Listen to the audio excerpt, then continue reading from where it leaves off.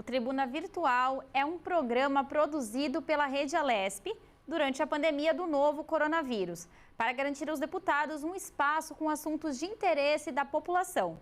Vamos às regras? Deputados serão inscritos via chat antes do início. Terão 10 minutos livres. O apresentador irá informar que o tempo estará terminando quando faltar 30 segundos e deverá interromper a fala.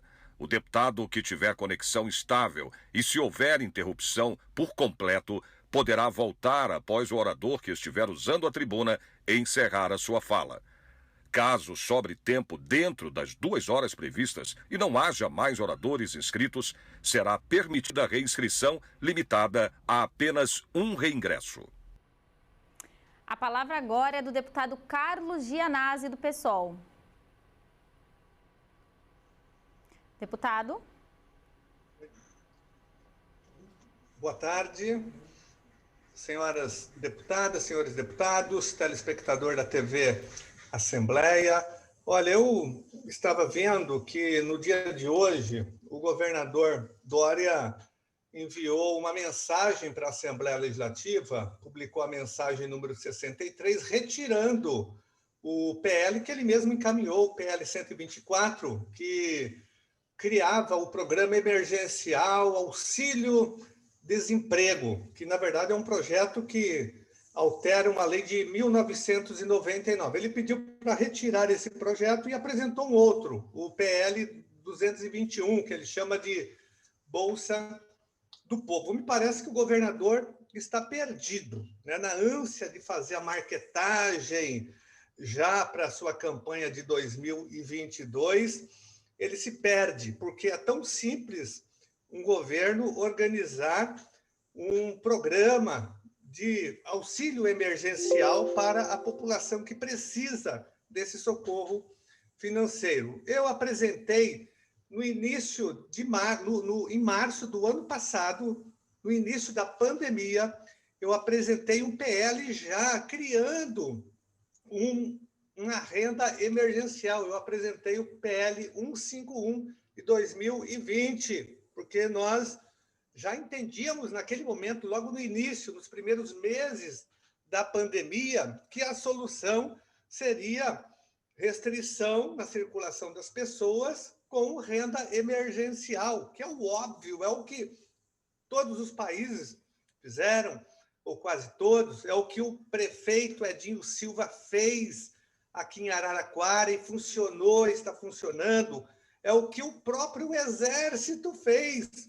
O novo comandante do Exército, que era responsável, né, por essa área de recursos humanos, ele deu uma entrevista recentemente dizendo que ele fez lockdown e impôs medidas restritivas dentro do Exército. Tanto é que não houve uma grande contaminação, lá funcionou também. Nem precisa aqui, a gente não precisa ficar citando os exemplos internacionais, né? Até mesmo na Idade Média, na peste negra, o próprio Papa Alexandre VII fez lockdown, né? Porque é o que funciona. Mas tem os negacionistas, os fundamentalistas, os terraplanistas, que nem chegaram ainda na Idade Média, né? Que é um absurdo total. Mas o governador Dória não, até agora, não apresentou nenhuma proposta de renda emergencial. Ou seja, só na data de hoje, praticamente, que ele retira um projeto e envia outro. Saiu uma matéria, inclusive hoje na Folha de São Paulo, sobre esse tema. Mas nós entendemos que ele está fazendo isso, infelizmente, por conta da eleição, já preparando, turbinando a sua eleição. Agora, o que me chama a atenção é que esse projeto de lei, ele me parece que tem que ter uma contrapartida, as pessoas vão ter que trabalhar, ele fala em contratar pessoas para trabalhar em escolas, para ajudar na volta às aulas, né? Na volta às aulas. Eu quero... Olha só o absurdo, ele já está apontando que vai ter volta às aulas, né, no meio dessa pandemia. Mas o que eu quero dizer é que parece que o governo está desorganizado, improvisando, porque apresentou um projeto, repaginando um outro uma lei de 1999, retirou, apresentou um outro, O que eu quero dizer é que nós temos projetos na Assembleia Legislativa tramitando. Tem esse meu, que foi o primeiro, inclusive, é o 151 de 2020. A bancada do PSOL, a nossa bancada, apresentou o outro recentemente, também de renda emergencial, e sei de outros deputados e outras deputadas que também apresentaram projetos, propostas de renda emergencial para socorrer a população nesse momento tão difícil. Então, nós vamos analisar o projeto do governador, logicamente que nós vamos fazer emenda de tal forma que o projeto, de fato, dê amparo, um amparo mínimo para a população desempregada, para a população que não tem condições financeiras, que não tem condições de fazer o isolamento social. Nós defendemos também que o Estado dê crédito para os pequenos comerciantes, porque não vai ter saída, minha gente, vai ter que ter lockdown geral. Hoje tem também uma entrevista na própria Folha de São Paulo, muito importante, que já sinaliza nessa direção. O Antoni Fauci deu uma entrevista na BBC News, e ele é o responsável, né, pelo combate à pandemia nos Estados Unidos. E ele diz o seguinte, que o Brasil deveria pensar seriamente em lockdown, né, porque a situação do Brasil se agrava e ela contamina toda a América do Sul. Então, há um movimento nessa direção de um lockdown nacional para deter a propagação do vírus. Repito, nós temos exemplos bem-sucedidos, mas lockdown sempre com renda emergencial, com investimento financeiro do poder público. E o Estado de São Paulo tem condições. O Estado de São Paulo é um estado rico, tem um orçamento de 260 bilhões de reais. O governo federal também tem que aumentar o auxílio emergencial aprovado, porque é impossível, com 150 reais, com 250 reais, garantir o mínimo de sobrevivência para a população. Então, eu queria fazer essas considerações e também manifestar a nossa indignação, ao mesmo tempo, deputados e deputadas, com aquele encontro de ontem, aquele jantar que alguns empresários bolsonaristas, bajuladores do Bolsonaro, ofereceram para ele, em plena pandemia, com mais de 3 mil pessoas morrendo todos os dias no Brasil, né? O presidente vai num jantar com empresários bajuladores. Eu acho que eles estavam comemorando o leilão dos aeroportos. Talvez seja isso, porque não tem nada para comemorar. Um presidente da República vai num jantar com empresários num momento tão difícil como esse. Ele deveria estar organizando uma força-tarefa de combate à pandemia para salvar vidas. Não, o presidente foi jantar com empresários bajuladores do poder.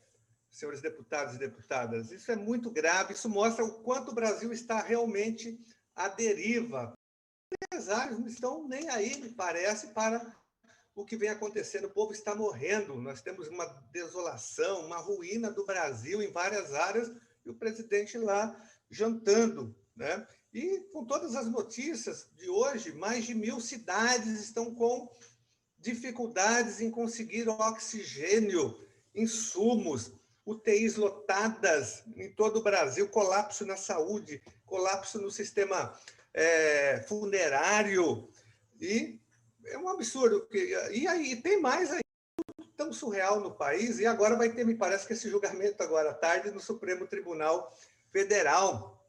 Tem uma disputa aí para a ocupação de uma vaga no Supremo Tribunal Federal, e nós temos o André Mendonça, que é o advogado-geral da União, concorrendo, me parece, com o Aras. Ambos estão defendendo, né, a suspensão dos decretos que proíbem cultos e missas em igrejas, que é uma ação básica de defesa da vida, né? É uma suspensão temporária dos eventos religiosos, não tem nada a ver com ataque à liberdade religiosa, é uma proibição para defender a vida, como os cinemas estão fechados, estão proibidos, os teatros, as escolas, mas eles querem reabrir ou fazer média, na verdade, como o Bolsonaro disse que vai nomear o próximo ministro, vai ser um ministro terrivelmente evangélico, acho que eles estão fazendo média para agradar o Bolsonaro e ver quem vai ficar com a vaga do Marco Aurélio, que vai se aposentar aí nos próximos meses. Isso é um absurdo, é surreal que nós estejamos fazendo esse tipo de debate. Mas para essas pessoas eu digo o seguinte, que elas não chegaram nem na Idade Média ainda. Repito, o Papa Alexandre VII, na Idade Média, para combater a peste negra, ele fez lockdown, fechou tudo, proibiu cultos religiosos, né, atividades comerciais para defender a vida da população naquele momento histórico. Então, essas pessoas estão defendendo não a religião, estão defendendo uma outra coisa. Então, né? São os mercadores da fé, as igrejas do mercado, porque arquidioceses estão dizendo que não vão reabrir, que não haverá missas. Em Belo Horizonte, aqui em São Paulo, tem vários evangélicos sérios dizendo que não é para abrir as escolas nesse momento. Agora é a defesa da vida. Muito obrigado. Com a palavra agora a deputada Janaína Pascoal, do PSL. Muito obrigada. Cumprimento toda a equipe da Rede Alesp, os colegas que participam desse plenário virtual, as pessoas que nos acompanham. Como esses dias têm sido muito intensos em termos de votação e reuniões de comissões na casa, não pude participar das plenárias que houve e em muitos dos dias sequer houve plenário virtual para que nós pudéssemos prestar contas à população. Então, eu gostaria de, rapidamente, fazer um resumo de algumas das atividades, que todas seria impossível de reportar. Fizemos indicações ao governador para dar prioridade na vacinação dos funcionários da Defesa Civil, porque, além de estarem expostos, são funcionários que também desempenham atividades de segurança pública, ou pelo menos relacionadas à segurança pública, e na medida que os profissionais de segurança pública já começaram a ser vacinados, entendo que seria racional, coerente também vacinar estes profissionais da Defesa Civil.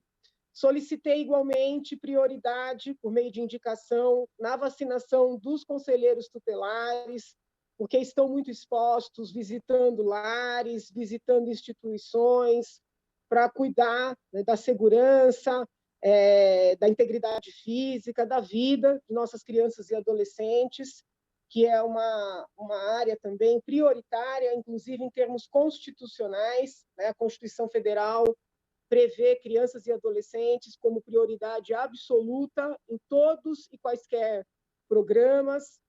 Referente a esse assunto, noticio também que tive a honra de participar de uma audiência pública organizada pelos deputados federais, Paula Belmonte, General Peternelli.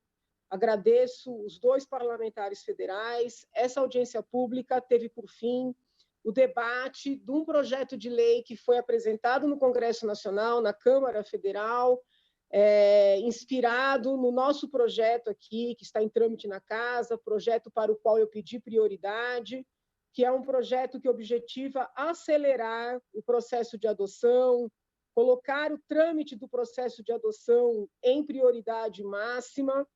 Todos sabemos que, nesse período de pandemia, o andamento de vários processos foi impactado e, infelizmente, não houve a priorização dos processos de adoção.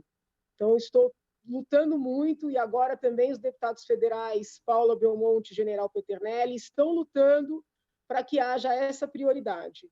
Na audiência pública, tivemos a participação de várias autoridades, já foram combinadas reuniões técnicas, porque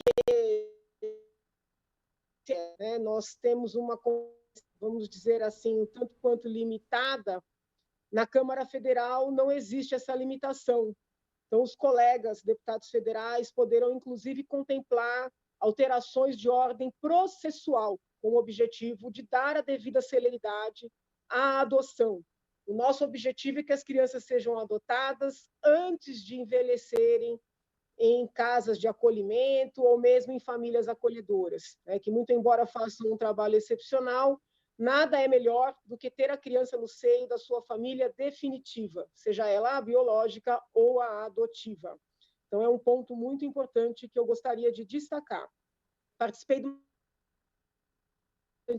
também com o presidente da Associação para a Saúde Mental, da Associação Nacional para a Saúde Mental, Dr. Antônio Geraldo da Silva, e apresentamos, por força de várias reclamações que recebemos, um requerimento de informações para compreender por que hospitais que funcionavam como pronto-socorros para a saúde mental estão tendo esse serviço fechado. Tá? Eu conversei, foi ontem essa reunião com o doutor Antônio Geraldo, que é presidente da Sociedade Nacional para a Saúde Mental, e temos também buscado informações aqui em São Paulo, e eu não estou conseguindo compreender por que serviços assim, relevantíssimos de atendimento de emergências na seara da saúde mental estão sendo fechados.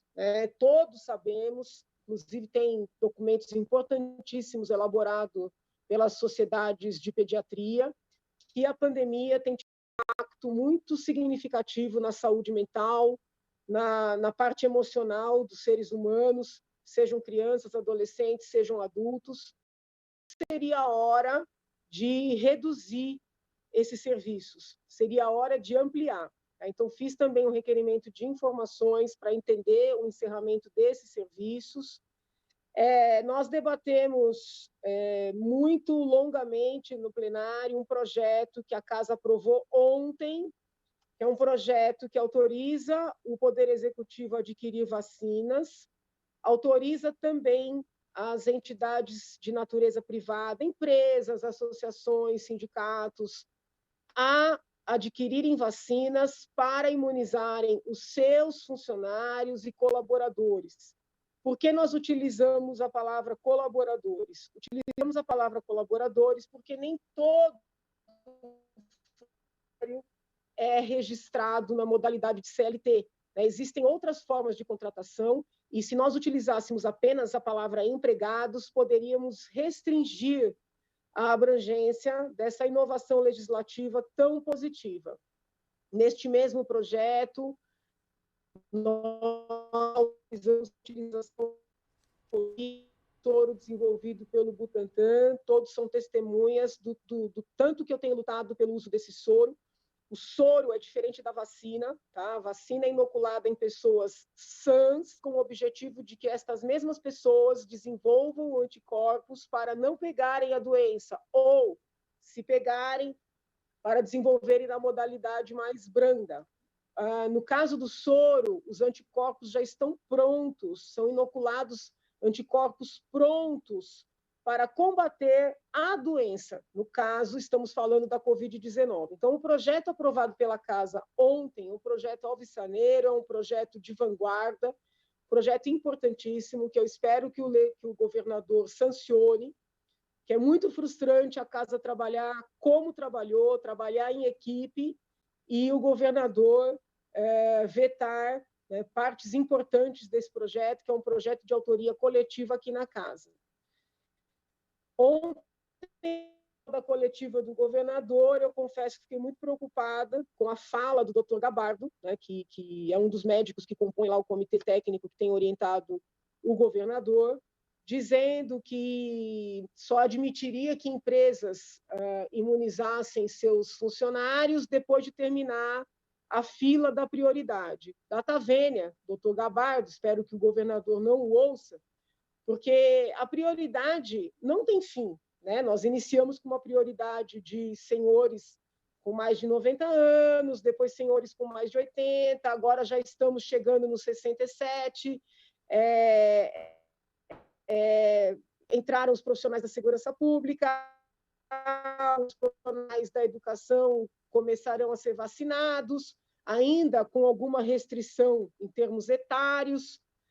Então, assim, a prioridade ela vai se apresentando. O objetivo do projeto que nós aprovamos ontem é de que as empresas possam auxiliar no acelerar dessa vacinação e, por óbvio, as empresas vão alcançar pessoas vulneráveis economicamente, que são as pessoas que estão nos transportes públicos se expondo todos os dias, funcionários de supermercados, de bancos, de agências bancárias, né? Nós queremos, sim, reabrir o comércio, reabrir os restaurantes. Muitos dos funcionários dos comércios usam transporte público, os garçons, idem. Então, nós precisamos acelerar esse processo de vacinação para que a economia volte a funcionar, para que os empregos sejam mantidos. Eu peço encarecidamente ao governador que sancione a lei aprovada de maneira democrática, de maneira coletiva, aqui pela Assembleia Legislativa do Estado de São Paulo. E eu já peço minha reinscrição para poder conectar, né, esse projeto aprovado ontem com o projeto que o governador mandou para casa hoje, que eu já li, obviamente preciso ler novamente, mas eu já tenho aqui as minhas primeiras impressões. Por hora, muito obrigada. Com a palavra agora, o deputado Jorge do Carmo, do PT. Boa tarde, senhoras deputadas, senhores deputados, público da TV Alesp. Hoje me inscrevi para falar na tribuna livre, tribuna virtual, para, mais uma vez, reafirmar o meu compromisso com o direito à moradia com dignidade, a moradia com cidadania. Nós estamos vivendo um período de pandemia do Covid-19 sem precedente. Nem preciso ressaltar, mas dizer que já tem mais de 300 mil famílias sofrem, choraram seus entes queridos, mas o direito à moradia é um direito social e constitucional, previsto no artigo 6º da nossa Carta Magna. E o que nós vemos, senhoras deputadas, senhores deputados, é que a gente tem acompanhado ações de reintegração de posse, ações de despejo, ações administrativas através do poder de polícia, de subprefeitos, de prefeitos, exatamente com o objetivo de expulsar as pessoas das suas casas, onde elas moram com uma certa dignidade, ainda que não estejam totalmente regularizadas, mas que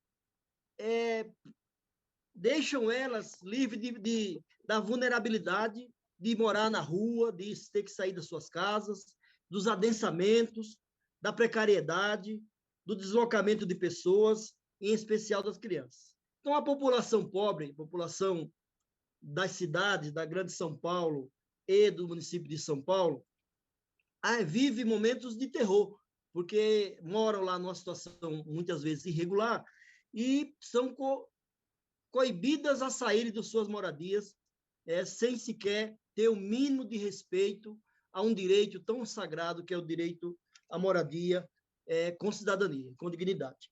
Por isso é que eu sou, enquanto membro da Frente Parlamentar da Reforma Urbana, Habitação e Regularização Fundiária na Assembleia Legislativa do Estado de São Paulo, eu não posso ver essas ações e simplesmente ignorar.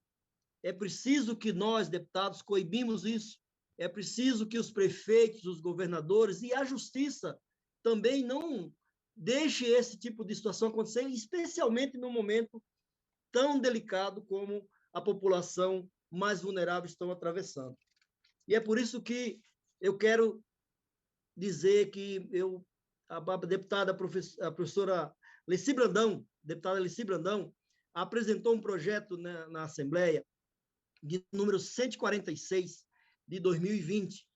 E esse projeto é de uma grandiosidade ou de uma sensibilidade, e eu quero aproveitar esse momento para agradecê-la, porque ela me permitiu ser coautor desse projeto 146 de 2020, que determina a suspensão do cumprimento de mandados de reintegração de posse, emissão na posse, despejo, remoções judiciais e extrajudiciais, enquanto perdurar o contágio da pandemia do Covid-19, e é uma maneira da gente coibir também esse contágio. E também esse projeto suspende as aplicações de multas contratuais e juros de mora em caso de pagamento de aluguel, de prestação de quitação de bens imóveis. Para dizer que é um projeto que precisa ser aprovado nessa casa. Nós precisamos do apoio dos demais deputados. E o deputado Maurici também é coautor desse projeto.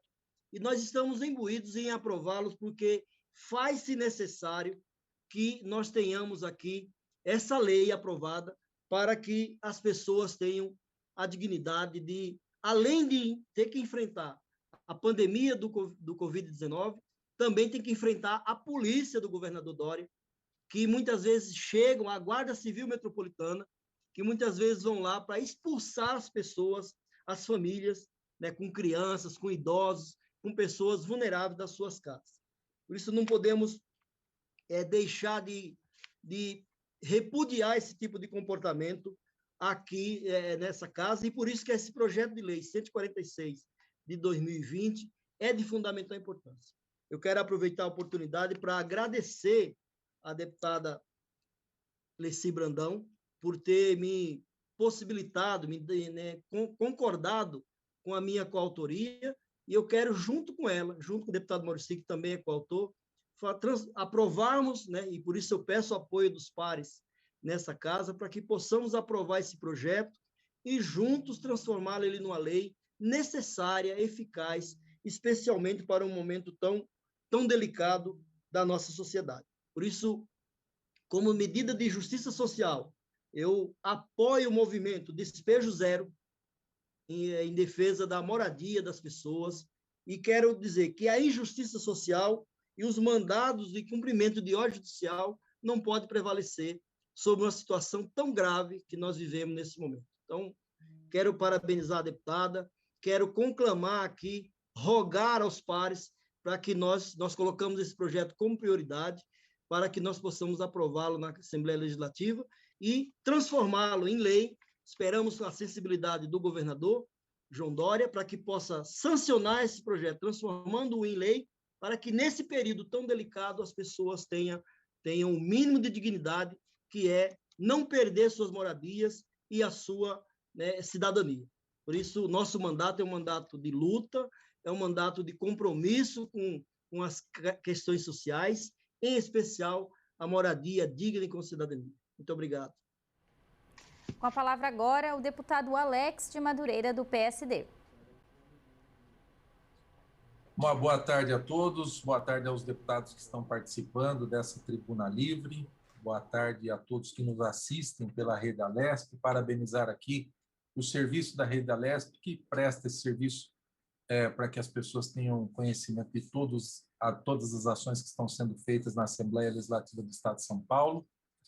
Parabenizar aqui também o governo do Estado pelo atendimento de uma solicitação nossa e de outros deputados também, que solicitaram a inclusão dos profissionais da segurança pública e também dos profissionais da educação né, como prioritários aí na vacinação contra a Covid-19.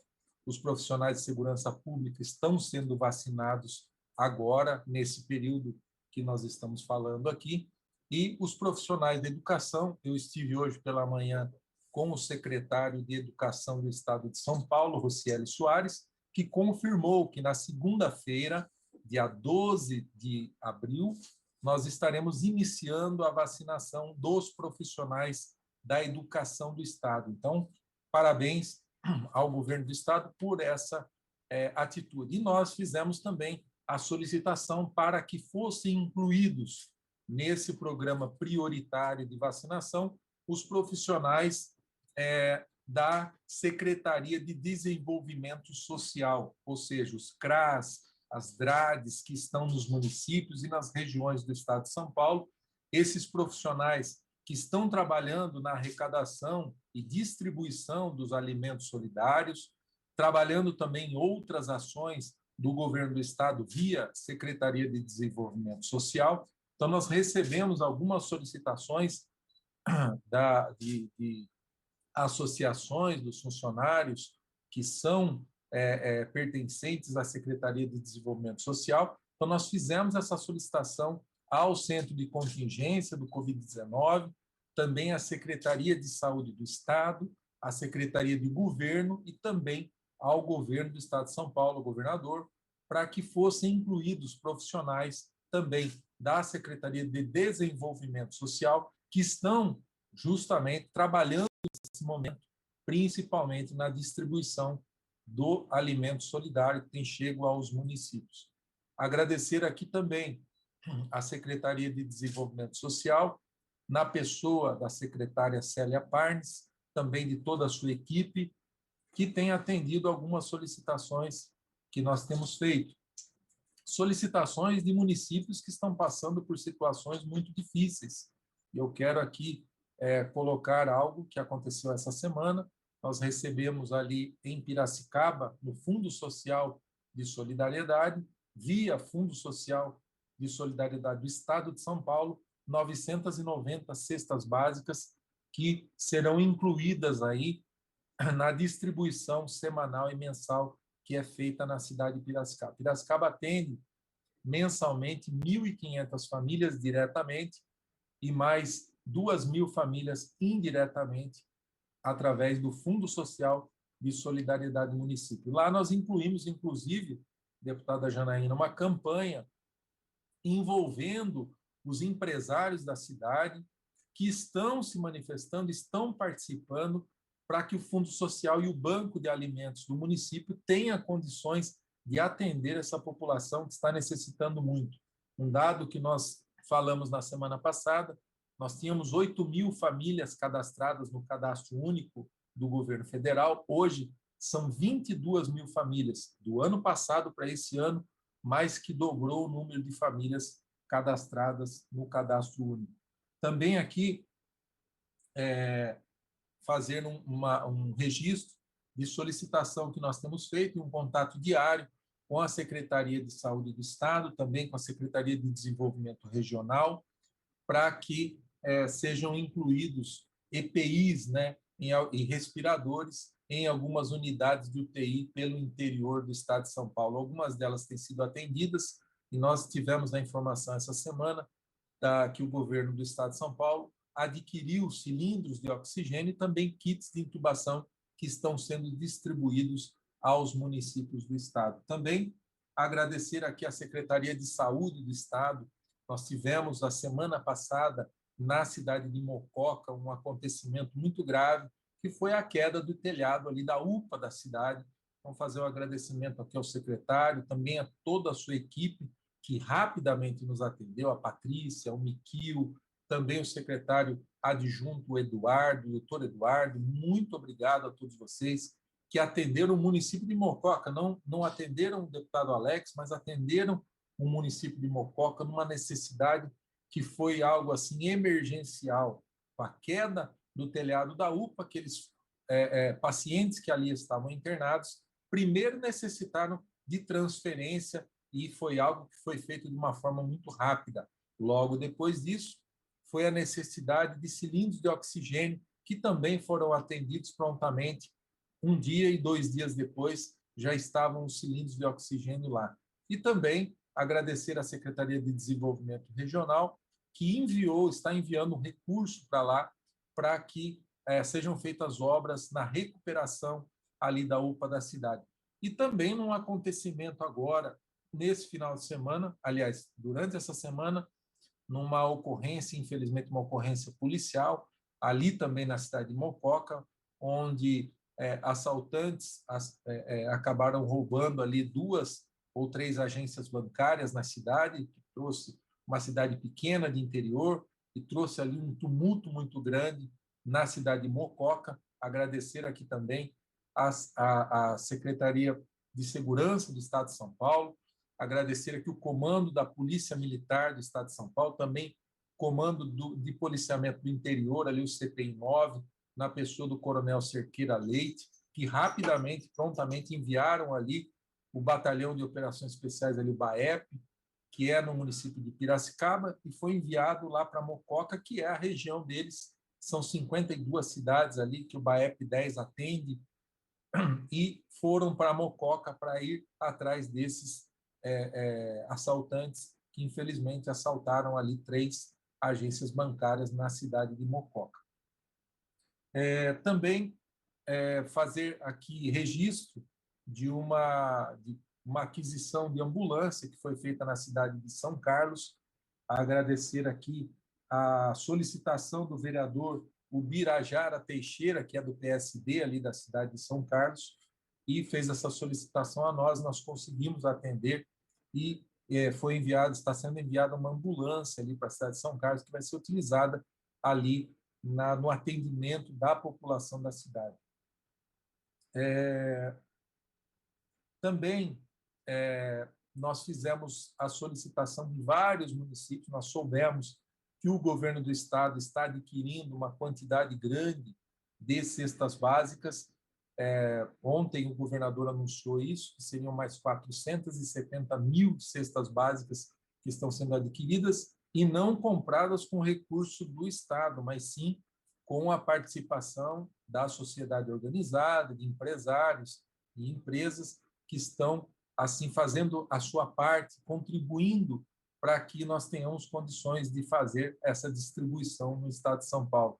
Então, tem alguns municípios que estão solicitando e nós estamos encaminhando essas solicitações à Secretaria de Desenvolvimento Social e também ao Fundo Social de Solidariedade do Estado. E nós esperamos que esses municípios sejam também atendidos.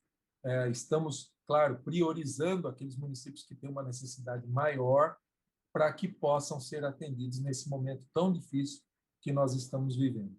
Agradecer aqui mais uma vez a Rede Alesp, agradecer a todos vocês, deputados que estão participando, que participam efetivamente todos os dias. Dar um abraço aqui na Janaína, no Gianazzi, aqui que eu estou vendo, no Dr. Jorge do Carmo, também participando conosco. Um grande abraço a todos vocês, uma ótima quinta-feira a todos. Por reinscrição, a palavra agora é do deputado Carlos Gianazzi, do PSOL. Boa tarde, um abraço também para o deputado Alex da Madureira. Olha, eu queria lembrar à Assembleia Legislativa, aos deputados e deputadas, que os aposentados e pensionistas estão esperando a votação do nosso PDL que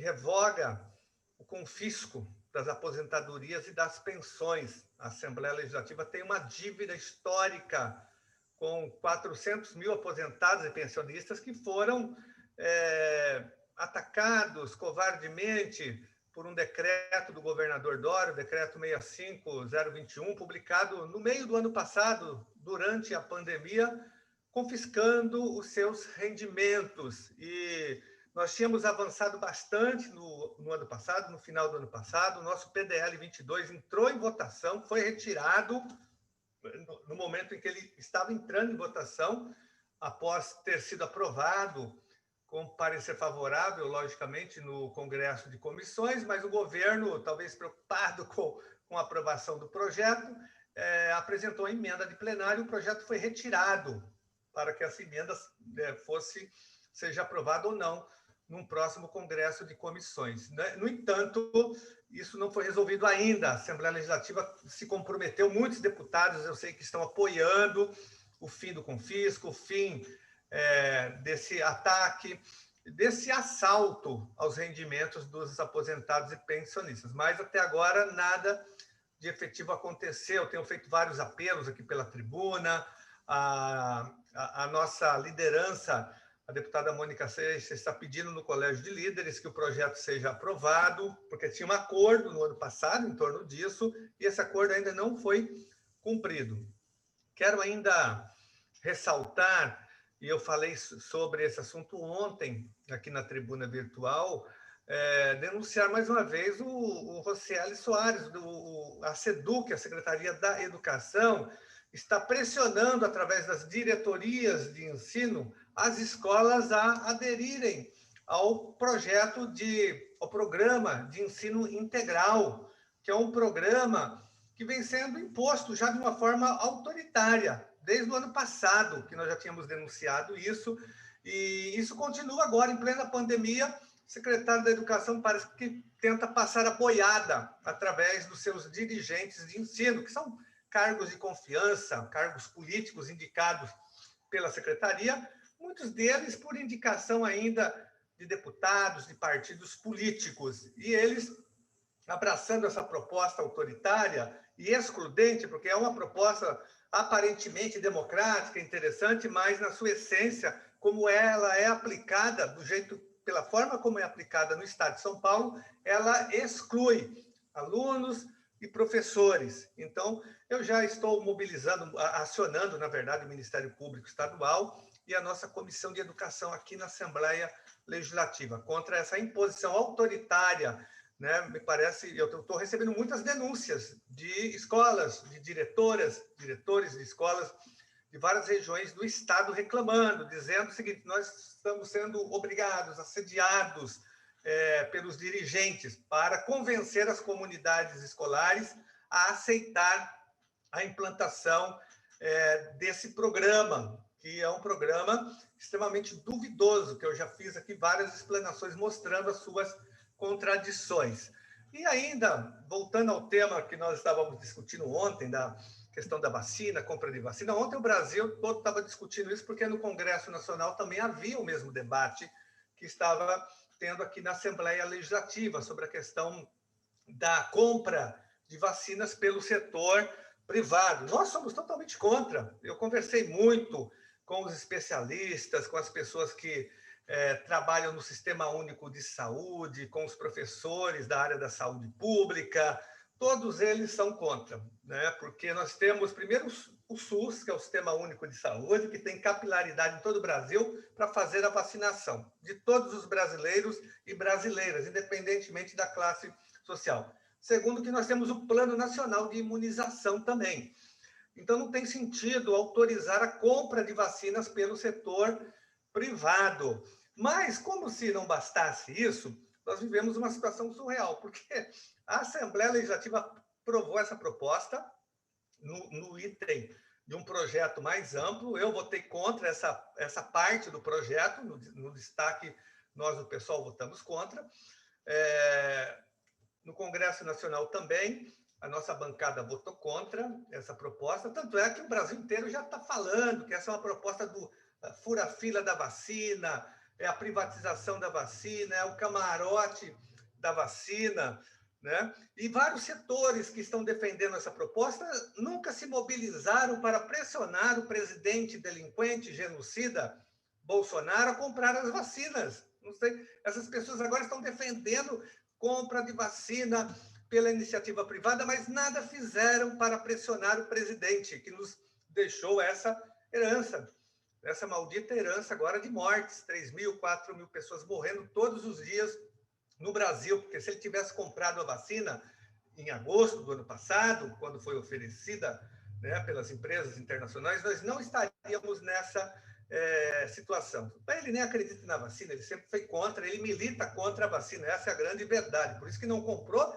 e me parece que não tem nenhuma intenção de fazer uma cruzada em defesa da vacinação. O fato é que essa questão da privatização da vacina, da fura-fila da vacina, do camarote da vacina é muito grave no Brasil, é surreal. Mas por quê? Primeiro, porque não tem vacina no mercado para a gente comprar em número suficiente. Não sei se as pessoas... Engraçado que as pessoas estavam debatendo isso, gastando tempo na Assembleia Legislativa, na Câmara dos Deputados, agora vai para o Senado o debate, só que não tem vacina, pessoal, não tem vacina para comprar no mundo, né? E mesmo assim, os grandes laboratórios estão dizendo que eles não vendem para empresas privadas, só para o poder público. Olha só que absurdo, perdendo tempo com isso, quando nós deveríamos estar debruçados e preocupados, né, em combater a pandemia de fato, né, tomando medidas que são possíveis hoje no Brasil, né? Mas não, a Assembleia Legislativa perdendo tempo com a medida estéril, que não vai resolver nada, e espero que o governador Dória vete esse item do projeto. É o mínimo que ele tem que fazer para ser coerente, inclusive, com as orientações do Centro de Contingência, que não tem sentido você privatizar. Nada justifica, na nossa opinião, por isso que nós votamos contra a compra de vacinas pela iniciativa privada. Nós temos que defender, né, com transparência, a vacinação pública do SUS, do Plano Nacional de Imunização, que é um exemplo, que é uma referência internacional. Agora tem que ter as vacinas, não adianta ficar com... O setor privado nem vai conseguir comprar porque não tem vacina. Eu acho que aprovaram esses projetos no Congresso e aqui na LESP, eu repito, sem o meu voto, sem o voto da bancada do PSOL, na LESP e no Congresso Nacional, nós fomos contra, mas esqueceram de combinar com os russos, porque não tem como comprar essas vacinas, né? Não tem no mercado e eles não vendem também para as empresas. No dia 12, na semana que vem, começa a vacinação para uma parte dos profissionais da educação, que não adianta vacinar, como eu disse, já inúmeras vezes, só os profissionais da educação acima de 47 anos. Para que haja a volta às aulas, nós temos que primeiro vacinar todos os profissionais da educação, porque não tem como voltar uma parte da rede de volta e a outra não, isso é impossível. E também não basta só a vacinação é fundamental, sem ela não tem volta, mas tem que ter uma mudança da situação, com uma diminuição drástica do contágio, dessa contaminação comunitária. Nós temos que ter uma diminuição drástica da ocupação de leitos hospitalares, de mortes, de leitos de UTIs. Enquanto isso não acontecer, enquanto não houver, de fato, segurança sanitária, não dá para empurrar os nossos profissionais da educação e os nossos alunos para o corredor da morte. E isso, eu tenho certeza que haverá uma forte reação da sociedade, dos profissionais da educação, para que a volta às aulas presenciais só volte com essa segurança sanitária de fato. Então, a vacinação tem que ser para todos os profissionais da educação. Não adianta só vacinar 40% da rede, que isso não resolve a situação. Então, queria fazer essas considerações. Boa tarde a todos e a todas. Por reinscrição, a palavra agora é da deputada Janaína Pascoal, do PSL. Muito obrigada. Então, seguindo com os temas que vínhamos tratando, primeiro eu queria dizer que a gente respeita todos os posicionamentos, né? Que essa é uma assembleia e tem esse nome justamente por congregar, né, todas as orientações nos mais diversos temas da sociedade. Então, nós defendemos o que acreditamos, procuramos fazê-lo de maneira respeitosa e só gostaria de consignar que esta é uma assembleia, né? Então é natural que haja posicionamentos diversos e que cada parlamentar possa defender os seus posicionamentos com a sua própria fundamentação.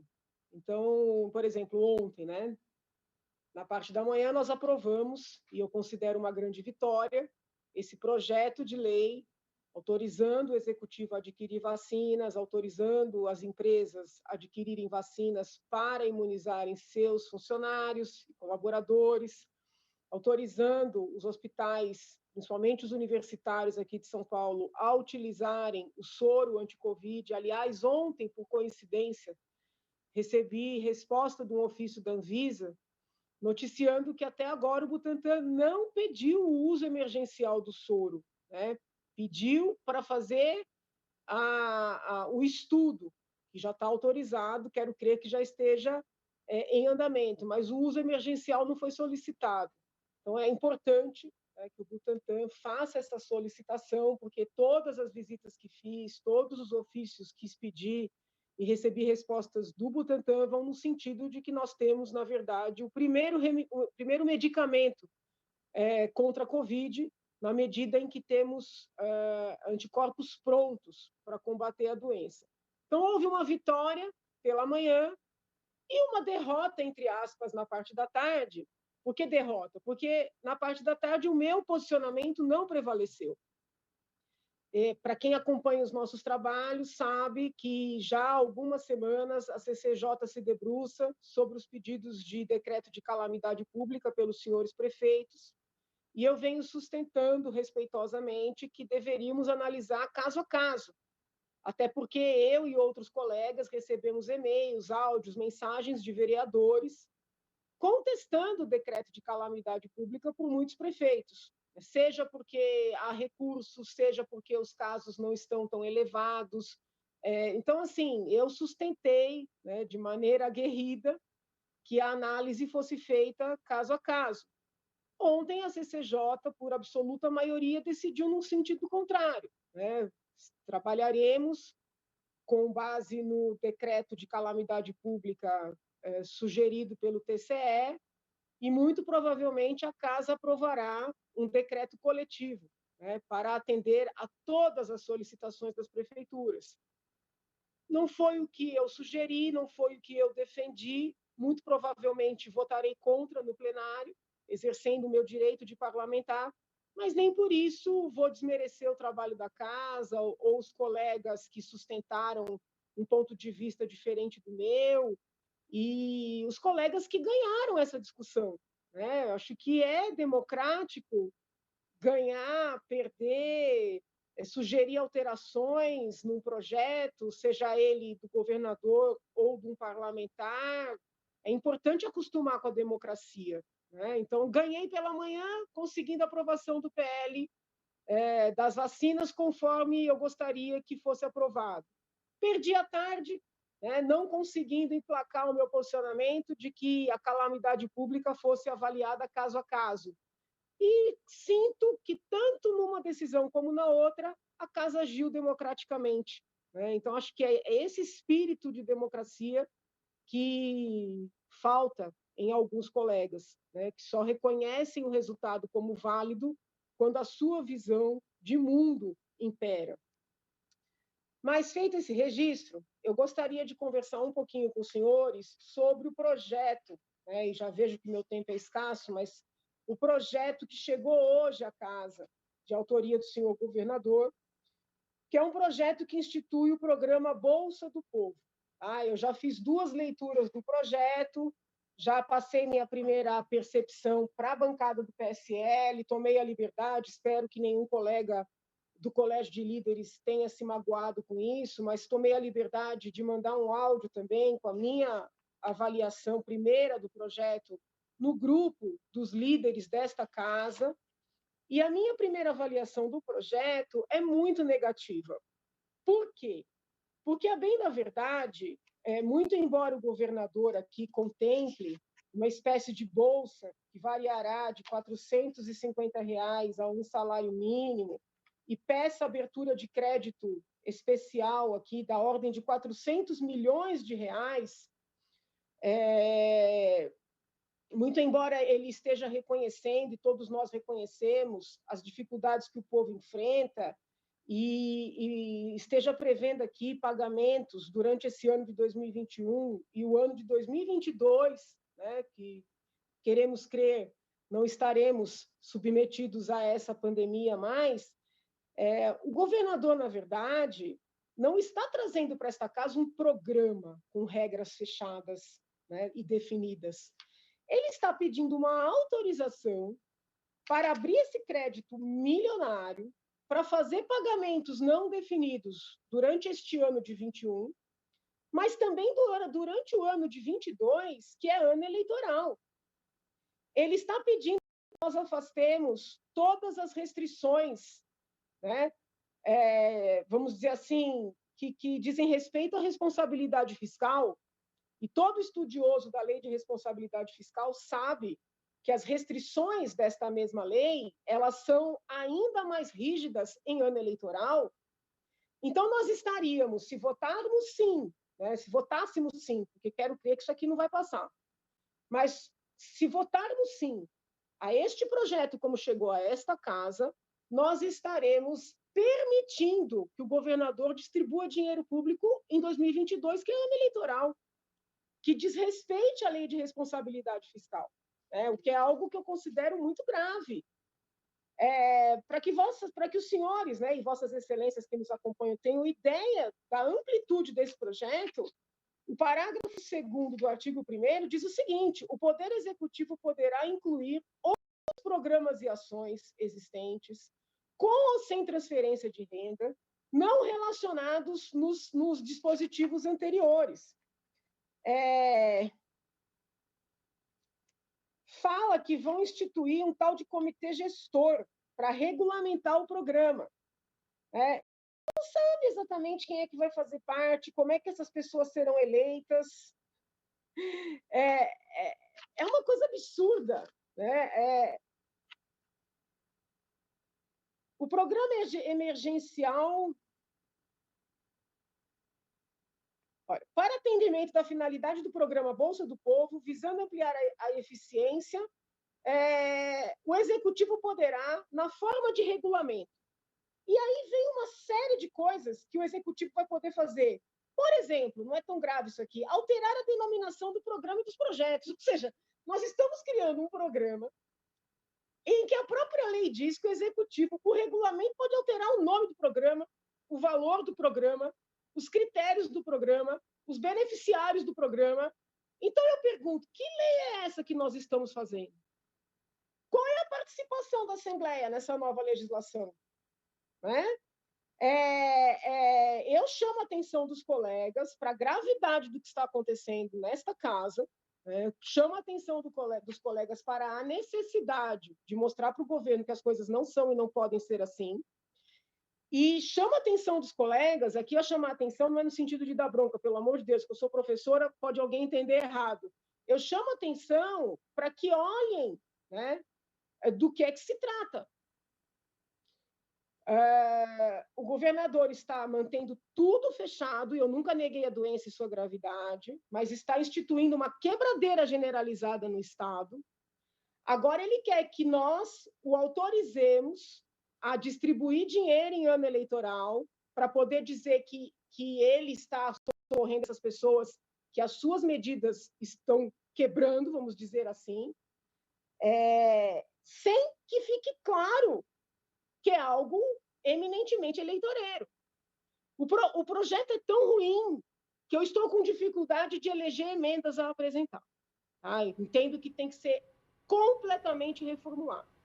Vou tentar eleger algumas emendas, mas já antecipo que é um projeto de tão baixa qualidade que até o trabalho parlamentar de emendar fica prejudicado.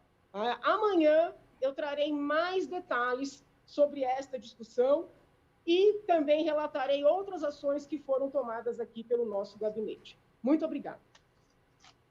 O Tribuna Virtual de hoje fica por aqui. A gente volta amanhã. Fique agora com a nossa programação. Até mais.